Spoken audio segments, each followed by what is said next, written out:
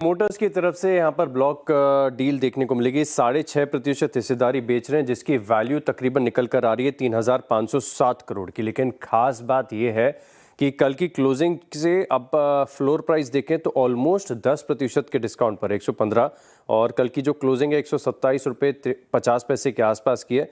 और जिस बिक्री से पहले अगर आप प्रमोटर्स की होल्डिंग देखें तो 54% के आसपास है, लेकिन डिस्काउंट बड़ा तगड़ा है तो की मॉनिटरेबल रहेगा। विशाल मेगा मार्ट देखते हैं। आज से देखें तो कल की अपडेट एक बार हमने आपको बताई थी कि तो जो ग्रीन शो ऑप्शन है सरकार उसके विकल्प का इस्तेमाल नहीं कर रही है, लेकिन कल की खास बात है कि जो रिटेल पोर्शन के लिए ओएफएस खुला था, इसमें तो कोई सब्सक्रिप्शन ही देखने को नहीं मिला है। बहुत ही, एक तो स्टॉक इतने हाई से करेक्टेड है, डिस्काउंट पर भी ओएफएस आया, लेकिन इसके बाद भी किसी का इंटरेस्ट नहीं है।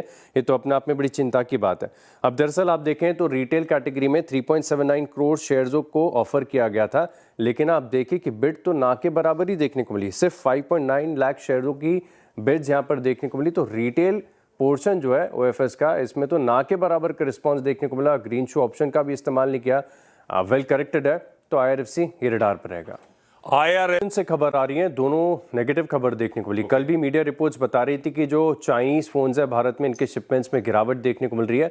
अब आज आप देखें तो प्रोमिनेंट एजेंसी की तरफ से, यानी इंटरनेशनल डेटा कलेक्शन सेंटर्स जो होते हैं आईडीसी, इसकी तरफ से एक रिपोर्ट आई है जिसमें बताया जा रहा है कि जो स्मार्टफोन मार्केट है, ये पूरा मार्केट 13% श्रिंक हो सकता है। अब इसके पीछे कारण ये कि आप रैम, जो डी रैम कहते हैं, मेमोरी चिप प्राइसेस हैं, ये बहुत ज़्यादा एक्सपोनेंशियली बढ़ चुके हैं, बहुत बहुत ज़्यादा महंगे हो चुके हैं। पिछले साल के कंपेयर देखें या प्रीवियस क्वार्टर्स के मुकाबले देखें तो इसके चलते स्मार्टफोन की जो शिपमेंट है इसमें 13% की गिरावट के साथ आंकड़ा 1.12 बिलियन यूनिट्स की तरफ देखने को मिलेगा। और ख़ास बात यह है कि जो डिक्सन टेक के ज़्यादातर क्लाइंट का कॉन्सेंट्रेशन है, यानी जो छोटे बजट के सस्ते एंड्रॉयड फ़ोन्स होते हैं, इस पर ज़्यादा इम्पैक्ट यहाँ पर देखने को मिलेगा। ये बता रहे कि एप्पल है, सैमसंग है, इनके पास पैसा बहुत है, बैलेंस शीट इनकी बढ़िया है, तो इनके ऊपर तो ज़्यादा इम्पैक्ट देखने को नहीं मिलेगा। लेकिन जो चाइनीज़ कंपनीज़ हैं जो लो एंड एंड्रॉयड फ़ोन्स बनाती है, इनके ऊपर एक इम्पैक्ट देखने को मिल सकता है। और इसी के चलते अब धीरे धीरे आप देखेंगे जो स्मार्टफोन्स होते हैं, खासतौर पर एंड्रॉयड,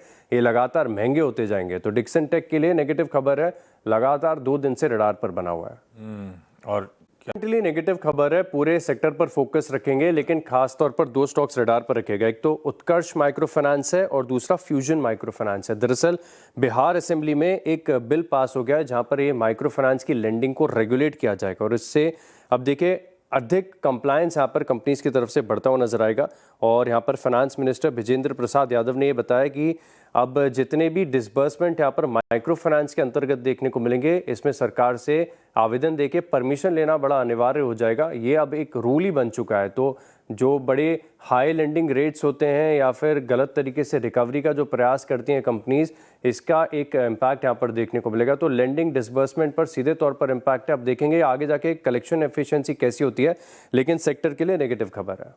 ओके, और फंडा गड़बड़ा रहा है, और दरअसल खबर निकल कर यह आ रही है कि सऊदी अरेबिया ने पोल्ट्री के इंपोर्ट के ऊपर बैन लगा दिया है। अब सिर्फ भारत के ऊपर नहीं है ये, दरअसल भारत के अलावा 39 कंट्रीज और ऐसी हैं। मैं तो ये लिस्ट देख के चौंक गया था कि अंडे लेंगे तो लेंगे कहाँ से, क्योंकि इसमें चाइना भी है, और चाइना पूरी दुनिया का सबसे बड़ा अंडे का प्रोड्यूसर है। हालांकि ये कोई नए बैन्स नहीं है, ये 2004 से लगातार ये हेल्थ कंसर्न्स, वो इन्फ्लुएंजा की खबर आती है, उसको लेकर ये नई नई कंट्रीज़ को लिस्ट में शामिल करते हैं। लेकिन अब ये लिस्ट बहुत लंबी हो गई है, 40 देशों की हो गई है। तो एसकेएम एग्स के साथ साथ वेंकीज रडार पर रखेगा। अच्छा, एसकेएम एग्स में, क्योंकि अभी फाइनल डिटेल्स में मैं पढ़ रहा था, ये बता रहे थे कि जो हीट प्रोसेसिंग वाले अंडे होते हैं उनके ऊपर कोई रिस्ट्रिक्शन नहीं है। हीट प्रोसेसिंग तो 16.1% से बढ़कर अब तकरीबन 17% देखने को मिले। रेवेन्यू 510 करोड़ से बढ़कर 550 करोड़ है। मुनाफे की बात करें तो यहाँ पर 60 करोड़ से बढ़कर 80 करोड़ का आंकड़ा आपको देखने को मिला है। एनबीसीसी एक ये भी स्टॉक ऐसा है जो आप रडार पर रखेंगे। वैसे तो लगातार ऑर्डर विन्स यहाँ पर देखने को मिलते हैं, लेकिन मीनिंगफुल ऑर्डर मिला है। दरअसल इन्हें 775 करोड़ का ऑर्डर मिला है, तो एनबीसीसी भी रडार पर रखें। ओके, एक ब्रोकरेज और